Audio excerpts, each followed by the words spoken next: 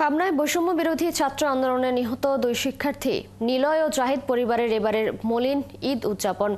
ছেলে হারানোর কষ্টের পাশাপাশি হত্যা মামলার এজাহার নামীয় আসামিরা এখনও ধরা পড়েনি।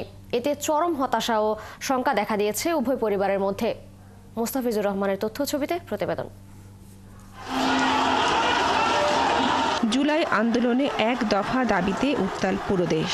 সে সময় বুলেটের আঘাতে প্রাণ হারান পাবনা সদরের দোগাছি ইউনিয়নের বাসিন্দা মাহবুব হাসান নিলয়। সিল্কোর সিল্ক অ্যান্ড শাইন, যাতে আছে আর্গান অয়েল ও ওট প্রোটিনের গুডনেস, যা আপনার চুলকে রাখে হেলদি অ্যান্ড শাইনিং।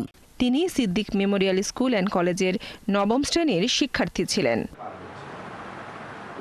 বছর ঘুরে আবারও ঈদ এসেছে, কিন্তু নিলয়ের বাড়িতে নেই কোনো আনন্দ। ঈদে যার সবচেয়ে বেশি আনন্দে মেতে থাকার কথা, সে এখন না ফেরার দেশে।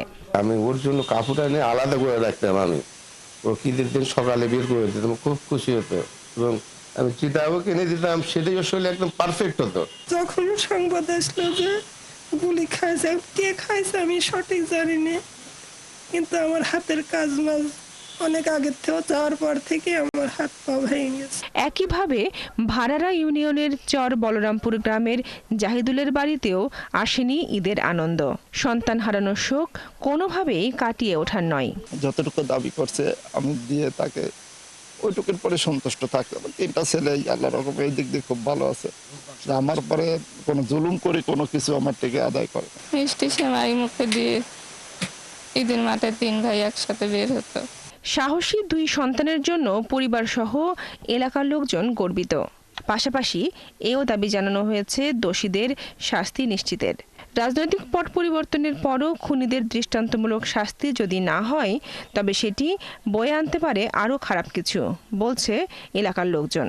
এই অন্তর্বর্তীকালীন সরকার থাকা অবস্থায় যদি এই আসামিদের বিচার না করা হয়, পরবর্তী সময়ে আমরা যারা ভুক্তভোগী তাদের পরিস্থিতিটা কি হবে?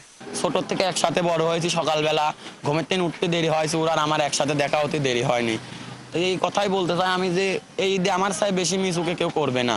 এদিকে ঈদের আনন্দ ভাগাভাগি করে নিতে এবার জুলাই আন্দোলনে নিহত এবং আহতদের পরিবারকে বিএনপির ভারপ্রাপ্ত চেয়ারম্যান তারেক রহমানের নির্দেশে ঈদ উপহার পৌঁছে দিয়েছেন দলের নেতাকর্মীরা। জনাব তারেক রহমানের ব্যক্তিগত উদ্যোগে যতটুকু সম্ভব তিনি প্রত্যেকটি পরিবারের খোঁজখবর রাখছেন, আহতদের সাহায্য করছেন।